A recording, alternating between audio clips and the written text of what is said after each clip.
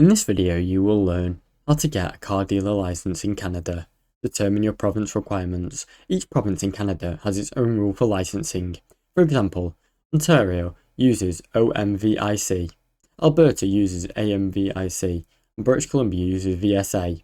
Choose your business structure. Decide if your dealership will operate as a sole trader, partnership or corporation, then register your business name accordingly. Secure a business location. Find a permanent dealership location that meets your province zoning and space requirements for displaying and selling your vehicles. Complete the mandatory training or certification. Some provinces, like Ontario, require dealers to complete a certification course before applying for your license. Submit your dealer license application. Fill out your province official dealer license form and include required documents such as your leasing agreement, ownership details or criminal background. Pay fees and wait for approval. Submit the necessary fees with your application and wait for the regulatory approval before you open your dealership. Now you know how to get a car dealership license in Canada. Thanks for watching.